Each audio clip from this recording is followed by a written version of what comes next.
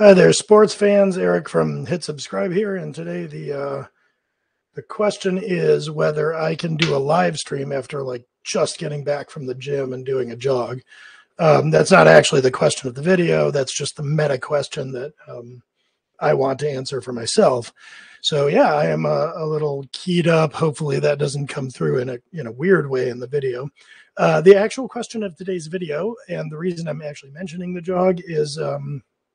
Well, the question is, how do you move to freelancing in a low risk way from being a full-time employee? And I'm mentioning the jog because I didn't actually have a chance to prepare. So I picked a topic that is near and dear to my heart, and I'm just going to be kind of winging it without even the barest semblance of notes.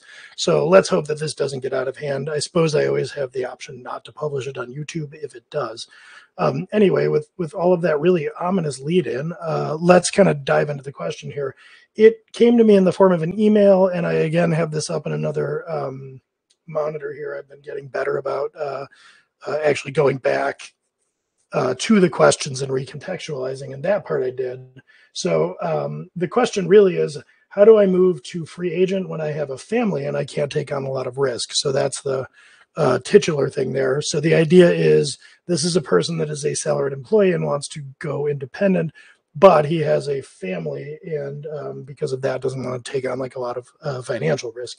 So the question then becomes, and this is one not only that I've been asked a lot and talked about probably before, but also was my own path. I mean, I didn't have a kid yet, but when I went India, I was in a relationship, and I think that my wife was in school at the time, if memory serves. So I was, I think at the time, supporting us financially and going independent, or I can't remember the specifics, but it was a low risk path that I pursued.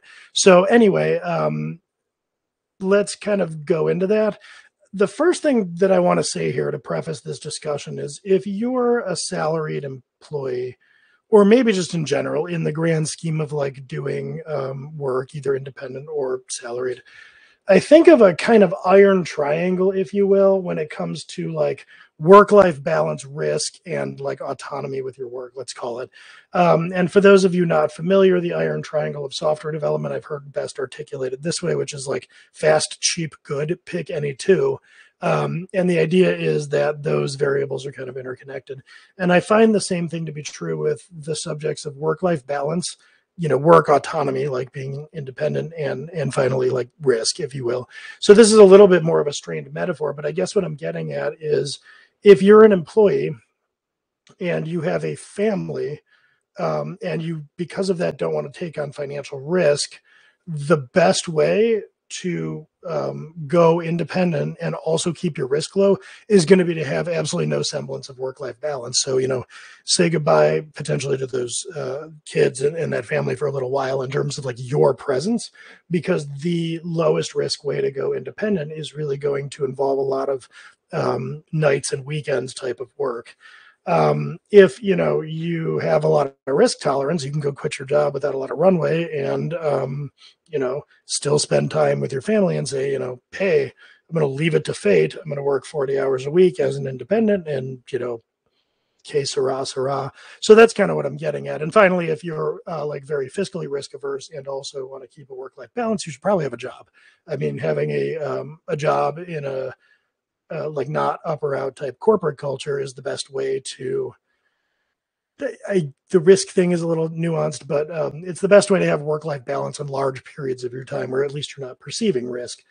There's a reason people have salary jobs. It's like stable, and you don't have to worry yourself about where your next paycheck is coming from all of the time. So I wanted to get that out of the way, and it's because the advice I'm going to give is going to at times delve into making sacrifices, because I don't really see any way around that. In a world where you are a salaried employee with no real prospects at the moment and you want to go independent, but also you don't want a lot of financial risk because you're supporting people, you don't have a ton of options there. So maybe the thing I can start out doing here is talking about what I personally did, because this is the route that I followed. So I was never great at work-life balance. This is a thing that's been true for most of my career. I should probably remedy this at some point. I do work from home now, so at least even if I'm working in the evenings or something, I see my kid all day and my wife. Like, that's cool. They're here. I'm here. So I have carved out some answers to this problem, but I am historically not the person to emulate if your goal is 40-hour work weeks. So when I was in my 20s, I was a salaried employee for the first 10 years of my career, which is now like the first half of my career because I'm getting very old. I took a job as a software engineer. That was my first, like, let's call it a career job.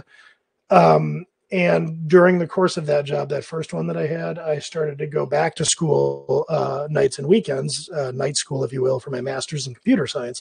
So I'm in my 20s. I'm working as a salaried software engineer, and I'm slowly but surely earning a master's degree in computer science at night.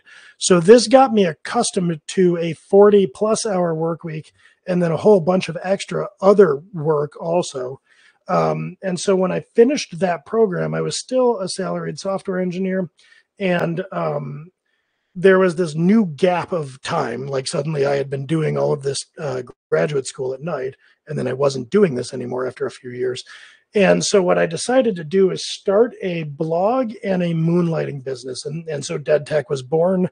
That would have been around 2009, 2010. I forget when that was exactly. So at that time, even though I was a full-time salary employee, I put up the site. And I must have hung out like some services stuff, made business cards, all that good stuff. And I was this little agency of one. I even stood up a website that said "we" all the time, even though I wasn't a "we." And even though, I'll see if I can find a video giving this advice. Don't do that. Like, don't do what I did. Don't put up a one-person website and say "we hear it."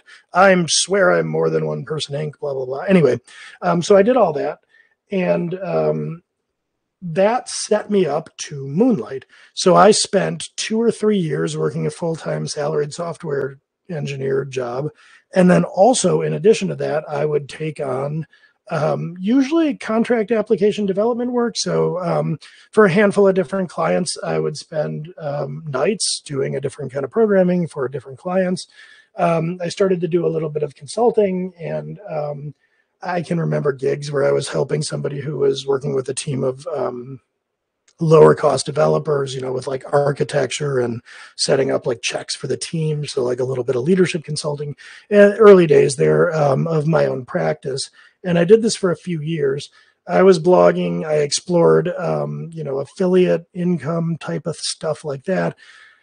And also did videos for pluralsight.com. So all of this extracurricular exploring of the world out there happened under my umbrella of my LLC. And what this did is it went on for 2 or 3 years while I was working my way up the organizational chart within organizations, job hopping a little bit. What this did was, while I was still salaried, it gave me the experience of starting a business. And so, and this is what I mean about low risk financially. So I still had my salaried income coming in. There was no real danger if all of this starting of a business face planted. So while I was gainfully employed and had no substantial risk of losing that income, I was learning how to establish an LLC, learning how to set up and going to set up a business bank account. I was learning a lot about the ropes of having my own business while still in the kiddie pool, if you will, in terms of risk. So I spent a few years learning by trial and error how to run a business, how to run a tiny agency, how to do invoicing, all of that type of stuff. Which meant, from a risk management perspective going indie, that at the moment, after like 3-4 years of moonlighting, when I was ready to go indie, none of that stuff, setting up a business, sending invoices, managing my books, etc., none of that was new to me. All of that was old hat. So I wasn't quitting my job, giving my notice, and then having this giant backlog of tasks that I had no idea how to do in terms of like administrivia between me and a business. I wasn't saying like, okay, I quit. Now I have the first month, I'm going to do all the business things and teach myself how to run a business. And then I'm going to go try to get clients. So I essentially moved into the world of salaried employment nights and weekends a lot of learning, a lot of infrastructure setup, and a lot of even gained experience running a business. So I got all of that under my belt before I went out into the deep end on my own. That was not easy. So it was the same kind of workload as earning a graduate degree at night. So I went from the graduate program to starting a business and moonlighting at night and doing all of that type of stuff for a few years, while not only being employed, but also earning promotions, because my last salaried role was I was the CIO of a small business. So I was doing all of these things. At work, advancing my career while also moonlighting. Now, I will say that these two things together did serve in kind of complementary ways. So working my way up the org chart was certainly buoyed by me having a greater and greater understanding of business and how to conduct business and profit and loss and that type of stuff. But I was doing all of those things at the same time. So if you look at me on that iron triangle, I followed a pretty risk minimizing path to independence. And I successfully executed it, as it turns out. But the suffering point to the extreme was work-life balance. I mean, this was 60, 70, 80-hour weeks for years to do all these things. So anyway, that's my journey. If I could go back and crystallize things that I did, I don't know that you need to work the amount of hours that I did necessarily. And also for all of the moonlighting I did and experience that I gained working with Pluralsight, et cetera, I didn't actually line up a whole lot of business when I went off on my own. I got to kind of an untenable situation for reasons that I won't go into in terms of like my willingness to tolerate the situation of my salaried work. So I was basically saying like one way or the other, I don't want to be here anymore, at least not as an employee. I'll consult with you for a while. So that sort of brought things to a head, perhaps before I had like decided to make a long run of going off on my own. And truth be told, for the first half of my career, I never really wanted to, I never viewed myself as an entrepreneur. I kind of came to the disillusioned conclusion that I just would never be happy working for someone else. So it was more like I just gave up and I was like, well, I guess I have to be my own boss here because like I'm certainly not going to be happy doing anything else. So if I could go back and I guess distill the lessons that I learned and give you advice as for somebody going indie from a salaried position with a family, the first thing I would say is define, and I didn't really do this, define some parameters for going off on your own. So kind of pick, number one, a date when you anticipate doing this. So maybe you say within a year, I want to be off on my own. And that's going to force a little bit of urgency into the equation. If you're specific about the dates and the times, it causes you to have to kind of like plan backwards and maybe even get into the uncomfortable position of like, oh God, how will I ever do that? Like, I got to figure it out. Versus if you don't pick out specific dates, there can be a tendency to just put it off forever, or to do what I did, which I would later read it in a book called The E-Myth Revisited. It's called An Entrepreneurial Seizure, where you're like, I have no real entrepreneurial ambitions, but I have this moment where I'm just not going to work for anybody else, and then you're on your own. So starting with a timeline will help with that. And the other kind of figures I would start to think about are what sort of runway should you have, depending on your own financial tolerance for risk. You could say, okay, in a year, I'm going to go off on my own. And my goal is to be able to pay myself a salary. So in the beginning, what I would recommend that you do when you start out is invest a certain amount in your business. So save up some money, and I don't know what figures we're talking about here, but save up some money, and let's say that you save up $15,000 in runway, and you decide, I can live on $5,000 a month. So when you do that, and you go off on your own, I would actually take that $15,000 and put it into your business's account. And whether you have clients or not, whether you have income coming in or not, for those first 3 months, you're going to pay yourself $5,000 no matter what's going on. And that's going to determine how long you can sustain the practice without income. I would also, especially if you're risk averse, set a cutoff date. So if you don't have a certain amount of money coming in after 3 months, you're going to go back and look for a job. Now, I can't really get into specifics here because so much of this is situation dependent. But what I'm getting at is pick a date that you want to be on your own, pick an amount of money that you want to see yourself paid, and then decide on an amount of like runway that you'll have when you get started. And if you don't get to a certain goal by a certain amount of time, when you're going to quit. If you think through all of that and set it up ahead of time, it's really going to help with the planning process for when you go off on your own. So that's thing one. Thing two is, before you go off on your own and make this part of your plan to set out like a 1, 2, 3 year goal or whatever for that, like, take this job and shove it date. Also set out a project plan for getting your business set up. So, start like this week, go file for an LLC or whatever if you're in the US. So go create a business entity first and foremost. That's actually not that time consuming. It feels really good. It's a cool thing to have done. And you can just go do it right now. There's not even any non-compete in the world that will stop you from doing that. You're not transacting any business. You're just establishing an entity. So start to list out all the things that you need to learn and all the things that you need to go and do in order to have a business, and then start knocking those out in nights and weekends while you're employed. Like, make this your new hobby. Go out and do it. Get all these things set up, your business bank account, your website, an invoicing template, all of that type of stuff. Go get all of that settled and done. Do any kind of research you want to do about that. I will caution you not to set kind of aggressive timelines with this, because otherwise you're going to wind up like endlessly going into forums and being like, I don't know, should I use Mint or this, or don't bite shed and fret too much about the tools. So kind of knock these things out. And if they're not perfect, it's fine, but go and set up the infrastructure for your business. Also, go and get some clients of some kind. Go moonlight in some capacity, go stand up a productized service. Even if you're charging like rock bottom rates, even if you're giving away some service for free, you need reps, you need at bats in the early going. You need to get some experience under your belt. One way that I personally like, we'll even do this with like hit subscribe things that we're bringing to market, is essentially say to clients, I'm going to do this knowingly at a loss, because I want to have done a couple. So we'll give you a really good rate on it, or even do it for free. And what I'm asking for you in return is, if it goes well, please give us a testimonial for this.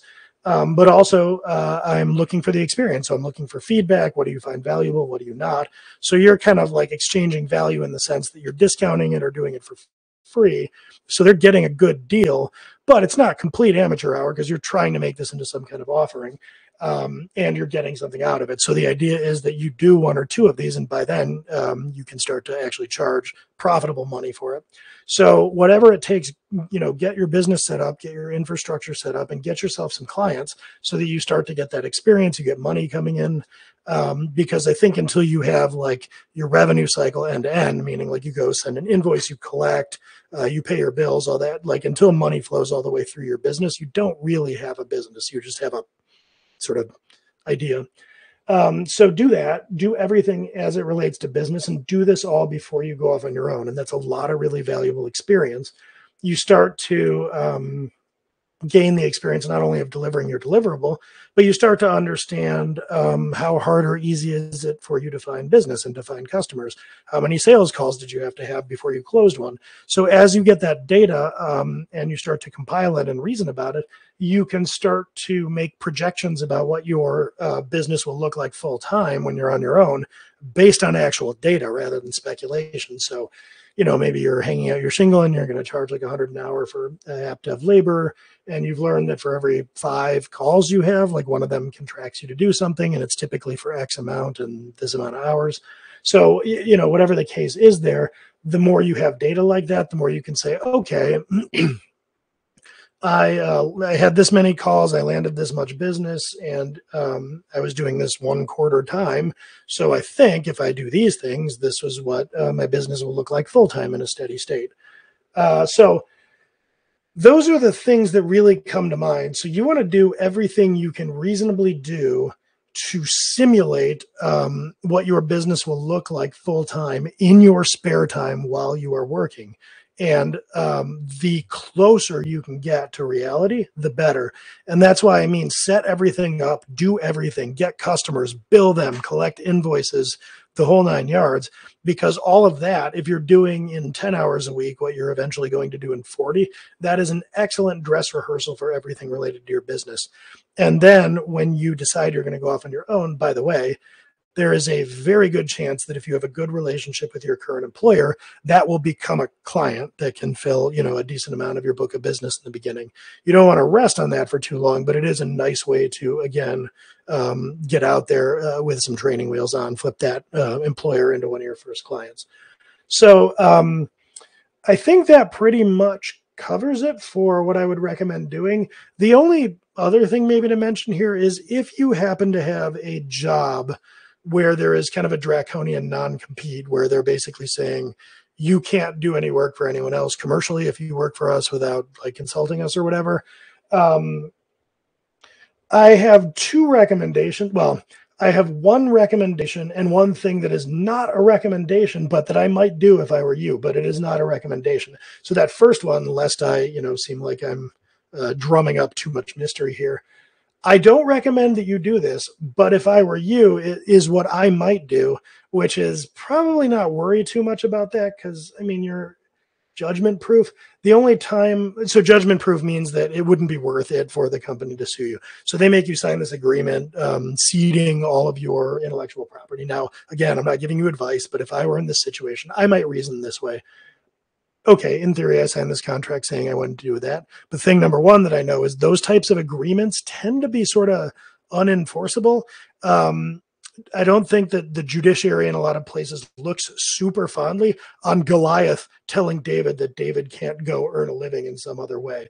So one thing to bear in mind is it's not super likely that, if your employer decides to sue you or something like that, that they're going to be a sympathetic plaintiff. Number two, you don't have much money. So if your employer were to decide to sue you, they're going to start incurring lawyer fees at like $500 an hour. And how many hours of lawyer fees is it going to be before you completely run out of money?